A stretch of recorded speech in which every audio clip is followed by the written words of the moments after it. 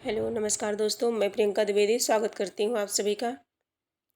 हम सभी आदिकाल की प्रैक्टिस सेट कर चुके हैं और भक्ति काल की प्रैक्टिस सेट कर रहे हैं। जो PYQ हैं, प्रीवियस ईयर क्वेश्चन हैं, जो कई प्रतियोगी परीक्षाओं में बार बार पूछे जाते हैं और जिनकी आने की भी संभावना है। तो उसी क्रम में ये कुछ महत्वपूर्ण तथ्य हैं भक्ति काल के, तो इसे ऐसे ही पढ़ लेते हैं इकट्ठा।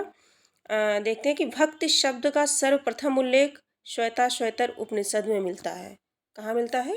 श्वेताश्वतर उपनिषद में सर्वप्रथम उल्लेख श्वेताश्वतर उपनिषद में मिलता है। किसका? भक्ति शब्द का। और मोनियर विलियम्स ने जो है भक्त शब्द की उत्पत्ति भज धातु से मानी है। किससे मानी है? भज धातु से मानी है। किसने? मोनियर विलियम्स ने। और सबसे पहले भक्ति शब्द का उल्लेख श्वेताश्वतर उपनिषद में मिलता है। भक्ति का उदय दक्षिण भारत से हुआ। भक्ति का उदय दक्षिण भारत से हुआ। भक्ति आंदोलन के उदय की पृष्ठभूमि, मतलब किस विचारक ने, किस आचार्य ने भक्ति की उत्पत्ति किससे माना है? किसी ने ईसाई के प्रभाव से माना है, तो किसी ने जो है अरबी की देन माना है, किसी ने माना है मुस्लिम संस्कृति के संपर्क का परिणाम माना है। तो ये क्वेश्चन पूछ लिया जाता है परीक्षा में कि ईसाई की देन, भक्ति आंदोलन ईसाइयों के प्रभाव से है, ये किसका किस विचारक का कथन है? तो इसीलिए ये हम लोग पढ़ रहे हैं कि जॉर्ज ग्रियर्सन, है ना, the modern vernacular literature of northern Hindustan. ये जॉर्ज ग्रियर्सन जो हैं, बेबर और बर्नले भंडारकर, ये कहते हैं कि जो भक्ति काल है ये किसकी देन है? ईसाइयों की देन है। मतलब ईसाइयों के प्रभाव से भक्ति आंदोलन का उदय हुआ, ऐसा मानते हैं। कौन मानता है? George Grierson, Weber, Burnley Bhandarkar.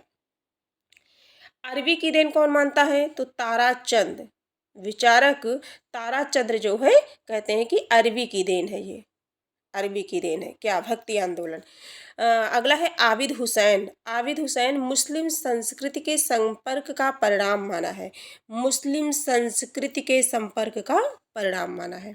Professor Irfan Habib ये मानते हैं अवर्णों की आर्थिक स्थिति में सुधार के कारण भक्ति आंदोलन का उदय हुआ। अवर्णों की आर्थिक स्थिति में सुधार के कारण भक्ति आंदोलन का उदय मानते हैं। कौन? इरफान हबीब।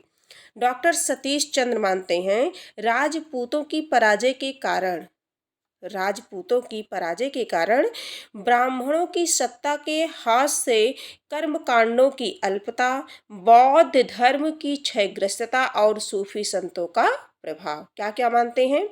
राजपूतों की पराजय के कारण ब्राह्मणों की सत्ता के हाथ में कर्मकांडों की अल्पता, कर्मकांडों की अल्पता या कमी, बौद्ध धर्म की क्षयग्रस्तता और सूफी संतों का प्रभाव। बौद्ध धर्म की क्षयग्रस्तता, सूफी संतों का प्रभाव कौन मानता है कि इससे भक्ति आंदोलन का उदय हुआ? तो डॉक्टर सतीश चंद्र, डॉक्टर सतीश चंद्र।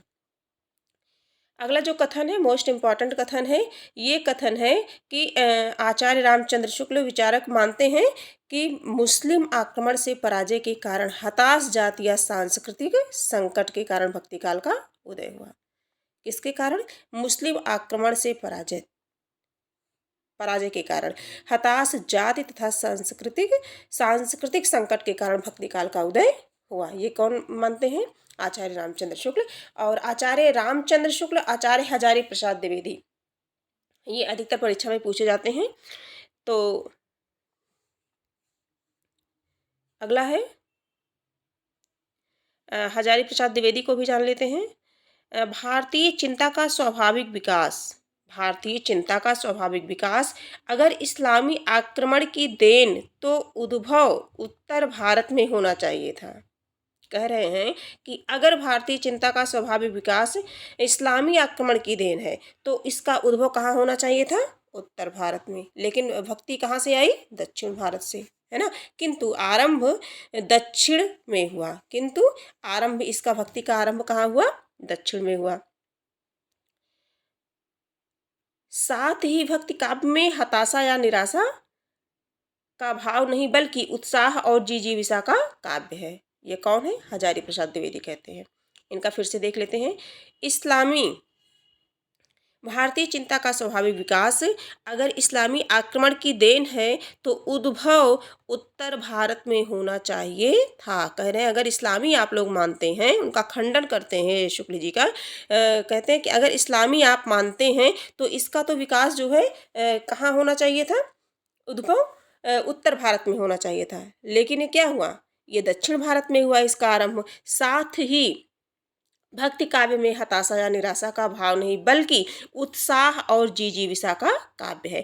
अगर मान लीजिए पूरी हेडिंग हमको नहीं याद है, ये पूरा कोटेशन पंक्ति नहीं याद है मुझे, और आ गया उत्साह और जिजीविषा का काव्य है, 2-3 बार पढ़ लेंगे तो याद रहेगा। उत्साह और जिजीविषा का काव्य है, ठीक है। तो ये जो है किसका है? हजारी प्रसाद द्विवेदी का है। और शुक्ल का देख लेते हैं। मुस्लिम आक्रमण से पराजय के कारण, किसने कहा है? रामचंद्र शुक्ल ने कहा। ये दोनों कथन इंपॉर्टेंट है। मुक्तिबोध, मुक्तिबोध को देख लेते हैं। ऐतिहासिक सामाजिक शक्तियों के रूप में जनता के दुख व कष्टों से भक्ति आंदोलन का उदय माना जाता है, ऐसा मुक्तिबोध का कथन है। ऐतिहासिक सामाजिक शक्तियों के रूप में जनता के दुख एवं कष्टों से भक्ति आंदोलन का उदय हुआ, मुक्तिबोध है।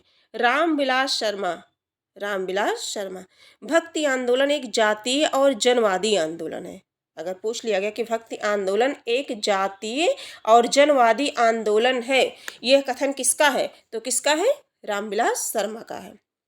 भक्ति काल से संबंधित कुछ और देख लेते हैं हम। भक्ति काल हिंदी साहित्य का स्वर्ण युग, ये क्वेश्चन बार बार आता है कि भक्ति काल हिंदी साहित्य का स्वर्ण युग किसने कहा है? George Grierson. और अगर जॉर्ज ग्रियर्सन नहीं है ऑप्शन में, डॉक्टर श्याम सुंदर दास है तो श्याम सुंदर दास। जॉर्ज ग्रियर्सन और डॉक्टर श्याम सुंदर दास भक्ति काल को हिंदी साहित्य का स्वर्ण युग मानते हैं। अगला है लोक जागरण। लोक जागरण, लोक जागरण किसने कहा है?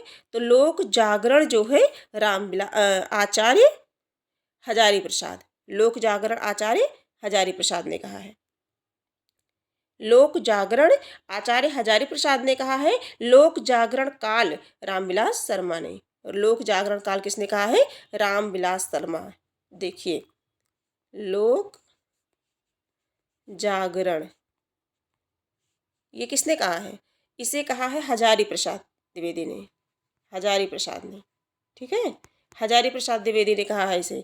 और अगर इसी में काल जोड़ दिया जाए, लोक जागरण काल, है ना, इसमें काल नहीं है, जिसमें काल नहीं है वो क्या है? हजारी प्रसाद द्विवेदी का है। और जब इसी में काल जोड़ दिया जाए, लोक जागरण काल, तो वो कौन हो जाएंगे? Doctor Ramvilas Sharma, doctor Ramvilas Sharma. तो भक्ति काल हिंदी साहित्य का स्वर्ण युग जॉर्ज ग्रियर्सन और श्याम सुंदर दास, दो लोगों ने कहा है, जॉर्ज ग्रियर्सन ने और डॉक्टर श्याम सुंदर दास ने। लोक जागरण आचार्य हजारी प्रसाद ने, लोक जागरण काल डॉक्टर रामविलास शर्मा। तो इसलिए कुछ इस प्रकार से हम लोगों ने जो है कुछ महत्वपूर्ण पंक्तियों को, विचारक और उनके कथन को जो उन्होंने माना है, इसे हम लोगों ने इस क्लास में देख लिया। अब ऐसे ही प्रैक्टिस सेट होती रहेगी। प्रीवियस ईयर जो क्वेश्चन है PYQ वो होते रहेंगे। और इम्पॉर्टेंट क्वेश्चन के माध्यम से, प्रश्नों के माध्यम से उन्हें एक्सप्लेन करके उनसे संबंधित जितने भी प्रश्न बनते हैं वो तो प्रैक्टिस सेट में कराया ही जा रहा है। साथ ही साथ जो महत्वपूर्ण फैक्ट हैं जो परीक्षा के लिए उपयोगी हैं परीक्षा की दृष्टि से, उन्हें हम जो है संभावित फैक्ट को हम लोग इस तरह से पढ़ते रहेंगे। अगली क्लास अगले दिन, तब तक के लिए धन्यवाद।